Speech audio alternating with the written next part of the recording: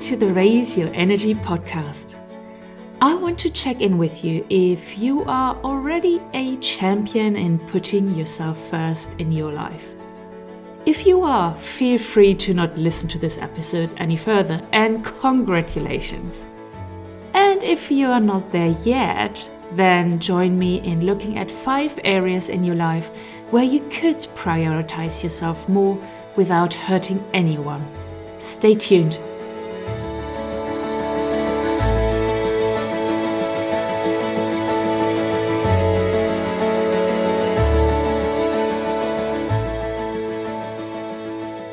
I've got a question for you. Do you want to come second in your life? I think the answer is pretty clear when we talk about winning in something. No. Who wants to come second? Of course we want to win. We don't train, practice and sacrifice hours, days and months to come second. That is just ludicrous. So how about putting yourself first in your life? Do you do that the same as you want to win the first prize at a competition? Do you prioritize yourself before anyone else in your life? I'm sure some of you will say, no, I don't always prioritize myself. Maybe you are someone who has never prioritized yourself in your whole life. Well, then this episode is for you. Let me start us off with 3 beliefs that are very common in our society. First, a parent should prioritize their children and their well-being before anything else. Second, for a happy relationship, make sure to prioritize your partner and his or her needs. And third, if you want to build a career, you should prioritize the success of the company that provides you with this career. Right, which one of these resonated most with you? Oh, at least one of them will. There are hundreds more where they came from, beliefs and sayings on where we should put our priority in our lives. And they all tell us to put our priority on everyone and everywhere else but ourselves. There are not a lot of billboards saying, you do you and don't put others first. Sadly not, but we're going to change this today. So let's talk about the elephant in the room. If I prioritize myself, I am selfish, or I will be seen as selfish.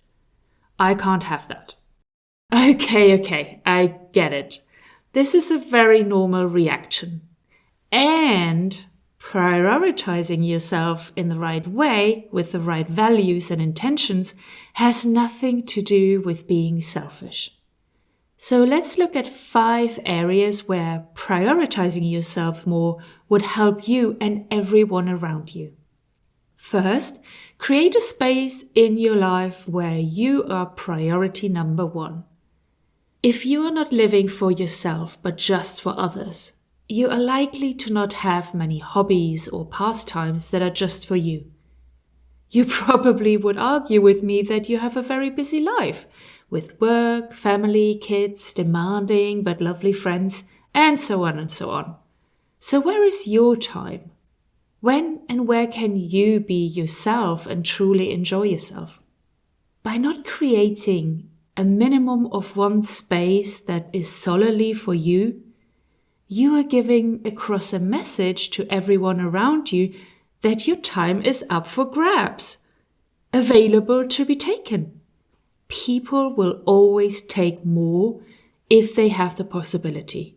Nobody will come riding into your life on a white horse and will grant you a few hours of me time. Nope, you have to give it to yourself.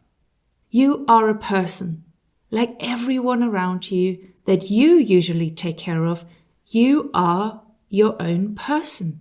You deserve to fulfill your needs and not just everyone else's.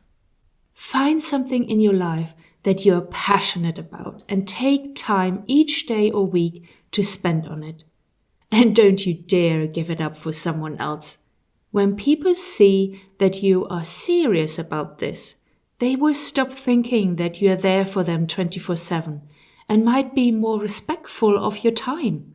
Start small, but start now. Okay, second area. Don't be just an option for someone who you see as a priority.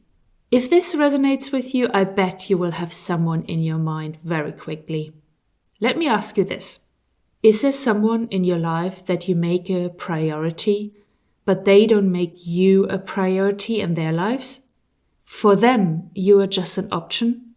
In other words, can you rely on this person to step up when needed in the same way you step up for them? I know this will be tough to think about, but hear me out. They are not doing this to you. You are doing this to yourself. You have a choice here.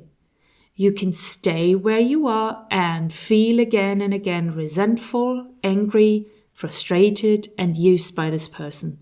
Or you can make yourself the priority instead of the other person. And what it means is that this person becomes an option for you, like you are just their option. And no, you're not being mean. Have they not been treating you like that for the last months, years, or even decades by making you just the option? It is time to step up for yourself and take your time and energy back. Remember, you deserve this. This is your birthright as a beautiful and powerful human being. You are not lesser than anyone else in your life. Please stop treating yourself that way.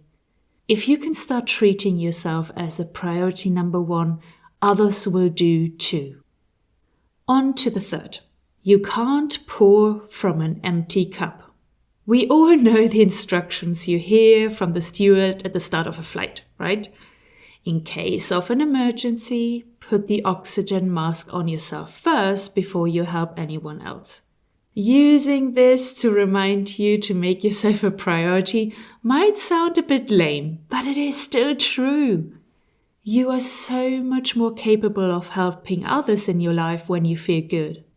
You can hold space for others and are more compassionate if you hold the space and compassion for yourself first. And you are so much more resilient and patient with whatever life throws at you if you took the time to self-care and build up energy and strength first. We are told to look after our health, our body, and our mental health. At the same time, we get judgy comments when we take too much time for ourselves.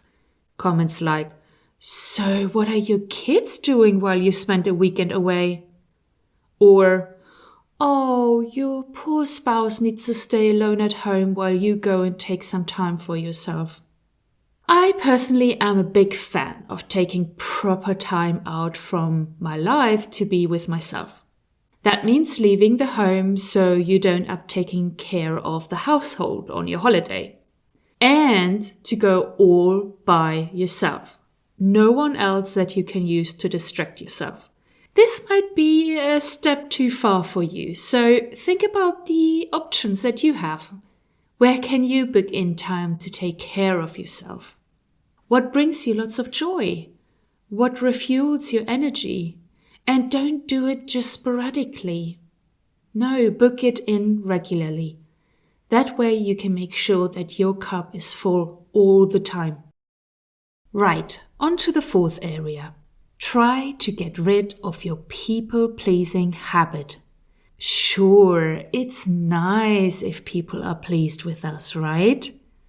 But does it have to be everyone and at all times? No, not at all. If we would be better at prioritizing ourselves, putting our health and well-being before others, we would automatically start to care less about other people being pleased with us or not. This is an area that I developed in for the last year and still have a long way to go. I feel so much more well-balanced and content in my life since I started caring less about what people might think about me. And the biggest learning that got me to this stage was that if somebody is not happy with what you said or done, then most of the time it has nothing to do with you and everything to do with them. I'm not responsible if I triggered someone else. And at the same time, I learned to look more inside of myself when I get triggered or upset with what people say. I started to learn that this is a message to look inside of myself and try to locate why this has made me upset. There is a reason, a memory in my past that was triggered. The other person is mostly just the messenger. I can go into all that a bit deeper in another episode. But this has helped me big time to break my habit of pleasing people. Like I said, to a degree, there is still room for improvement. I realized it is more important that I am happy with myself instead of bending over for others. It has already been a revolution and has given me so much more energy and content back into my life. Okay, coming to the fifth and the last area. Don't lose your real self in the do mentality. Now we are coming to the area of self-prioritization that literally describes me. This next paragraph is for myself and you if you're like me. Given how we are living in our busy lifestyle nowadays, it is easy to fall into the cycle of go, go, go. You live your life along with a never-ending to-do list. And as soon as you complete one thing, you need to move on to the next thing. And you can hardly ever stop and take a breath. Does that sound like you? Well, it is me to the T. And yes, I am working on it as it is really not healthy. What happens when we are in this do or go mentality is that we collect achievements to prove to ourselves and others that we are useful and have worth. But we hardly ever stop to experience what makes all of this hard work worth it to us. We may sacrifice our interests altogether or stop enjoying personal connections that make us feel like ourselves. In doing so, we give up aspects of ourselves, and the people close to us also miss out on really experiencing us. It's like losing ourselves, who we truly are, and trying to replace it with external usefulness to everyone in our lives, our partner, our children, our parents, our boss. But we never can do enough to feel whole and happy. It's because we are not focused on our real self, but just keeping up the mask we are portraying to the outside world. All of these 5 areas are powerful, but 1 or 2 of them will speak probably more to you than others. Let's recap them one more time before closing today's episode. So the 5 areas where prioritizing yourself more would help you and everyone around you. First, create a space in your life where you are priority number 1. Second, don't be just an option for someone who you see as a priority. Third, you can't pour from an empty cup. Fourth, try to get rid of your people-pleasing habit. And 5, don't lose your real self in the do mentality. Make sure to share this episode with anyone in your life that can benefit from listening to this. If we could all learn to put ourselves first, we would all live in more harmony and compassion with each other. So share this episode with close friends or family. And let me know in the comment or review section what your biggest takeaway from this episode is. I would love your feedback so I can go into the most favorite section of this episode in more detail for you. And with that, I love you and leave you. Talk soon and bye-bye.